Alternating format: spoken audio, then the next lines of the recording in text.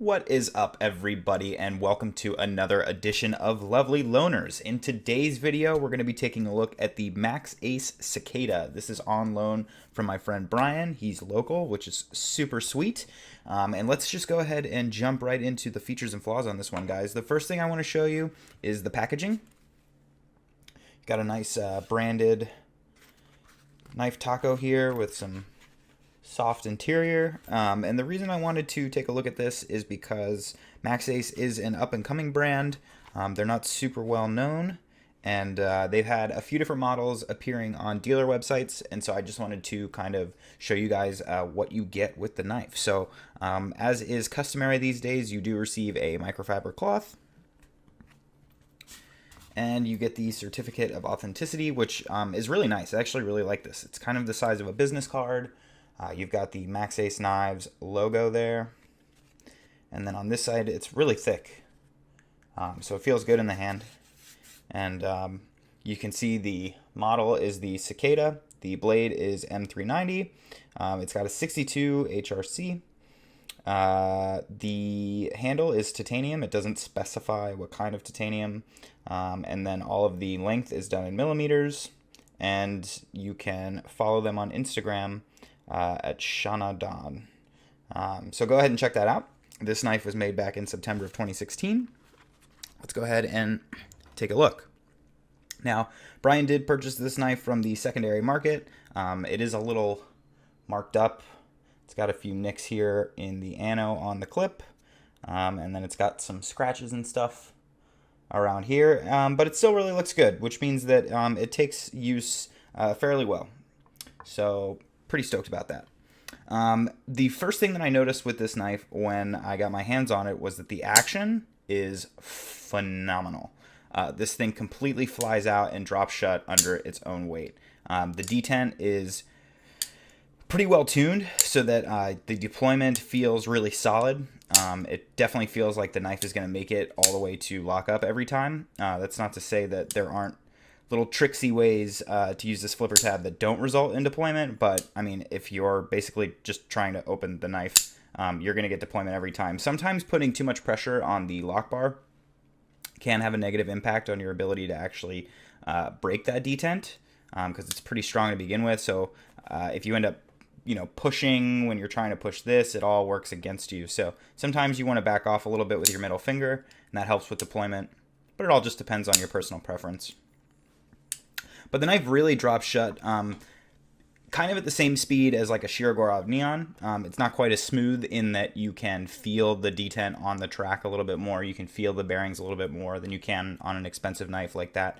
But in terms of the speed and the areas where it kind of slows down, it's pretty much just like a Neon. So I was actually super impressed with the overall action on this. If you guys are looking for kind of a cheaper, I say cheap, right? This knife is somewhere between $200 and $300. But if you are looking in that kind of department, and typically I recommend WE knives at that price point, but if you're looking for something a little bit different, something that maybe not everybody has, but that's still a really sweet knife and has that really awesome action, this is a fantastic choice. I definitely have to recommend this. As far as the action is concerned as well, you have this flipper tab here, which is kind of designed in the same way as like what we see on the Riate Future, and also on the Tashi Custom Knife Factory Muscle. So you can see it's that kind of triangular design that really doesn't have the best purchase.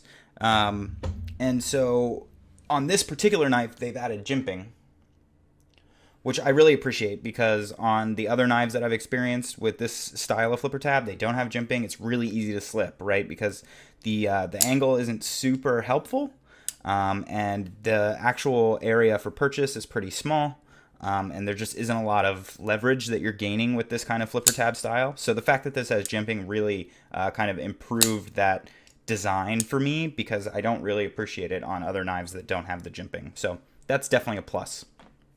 The next thing I want to talk about is the fact that this knife is a great platform for customization. This one has not been customized yet, but I do believe that Brian intends to do so at some point. And you just have a really awesome platform for a two-tone anodization. You've got these really sweet milled lines that kind of start very, very tiny and then kind of grow out in a semi like sunburst pattern, almost like an insect wing pattern, which the cicada, it looks like a cicada's wing. But I really like this. I think that there is a lot of opportunity here for customization, and obviously you can take this blue off and replace that with any colors that you want. So a really good two-tone or even three-tone anodization is super doable here, and so I definitely like that. If you guys are looking for something that you want to pimp out yourself, that's still in a reasonable price range, then this is definitely a sick option. So I super recommend that. Another interesting thing about this knife, and this is going to make Nick Shabazz super stoked, is that they have this really giant, cool-looking pivot. And you look at that and you're like, oh, that's cool. Oh, but I don't know how I'd ever get it open. But the problem is solved for you because there's still a Torx bit right in the center there on either side. So it's going to make this knife super easy to disassemble, but still taking advantage of an interesting, large, customized pivot, which I appreciate. I like customized pivots. I don't like them to just look like a Torx screw because it's kind of boring, but I do appreciate when the Torx is inside of something that looks a little bit fancier. So that's a definite plus. And as an up-and-coming maker, I think that they're definitely on the right track with a lot of these design choices and design features. So that's really great. I'd love to see more of that. And that really just kind of brings me to the final point, which is that you guys should expect to see more great stuff from Maxace. This is the first knife from them that I've been able to handle. There's a couple other models that they have that I really thought were interesting visually, so that I would definitely be interested in checking them out in the future. The clip on this knife functions really well. It's really easy to slip in and out of the pocket with pretty much just one hand. So I definitely appreciate that. It's a little weighty. But it is a big knife, so it's not unusually weighty, but there is no internal milling. So that was, you could either call it a cut corner, or you could just say that, they wanted the knife to be a little bit heavier. Ferrum Forge, doesn't really internal mill their knives either, so they end up being pretty heavy as well.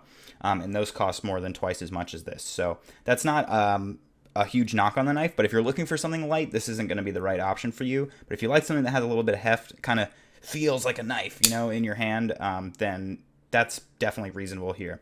And I am just now realizing that we never did the size comparison with the PM2. So let's go ahead and do that real quick, because I do want to show you guys this knife is pretty substantial, actually. It has a good bit of distance, maybe a 1/4 inch on the PM2, but generally the construction and the blade shape are overall larger than the PM2. So it's a chunky knife. This thing means serious business. The blade is a fantastic shape for EDC use. You can see you have this kind of really mild, long belly. So it's one clean slicing cutting edge.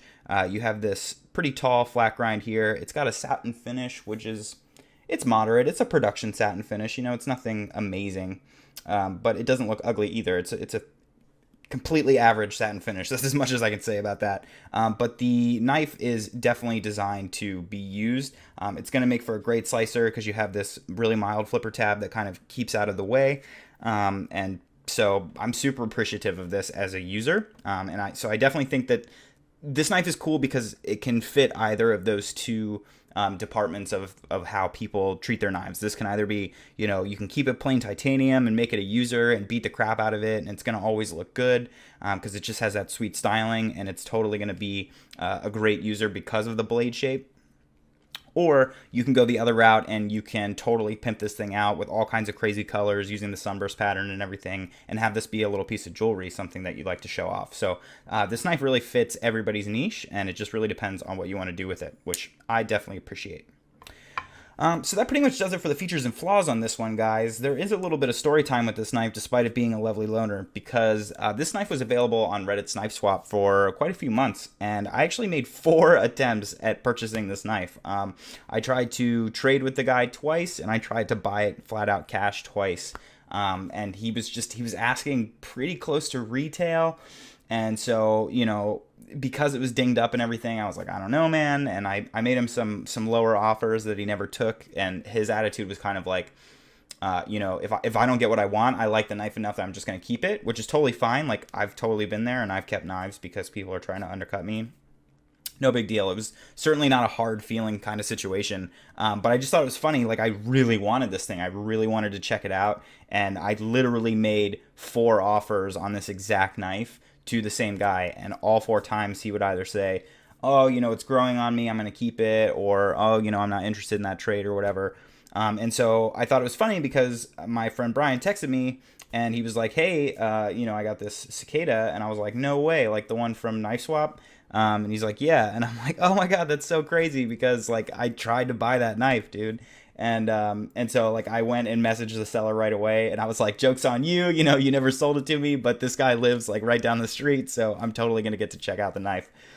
So that was really cool. It's kind of like one of those small world moments. I tried so hard to get this knife and I just really wanted to check it out. And then a couple months later, out of the blue, I guess Brian made him an offer that was good enough to finally get rid of the knife. And so I met up with Brian for coffee and got to take this home with me. So I was super excited about that. So thanks a lot, Brian, for letting me check out your knife. If you guys would like to see videos with any of these other awesome knives, please remember to subscribe. If you like this video, hit that like button. It definitely helps to know what you guys appreciate versus what you don't.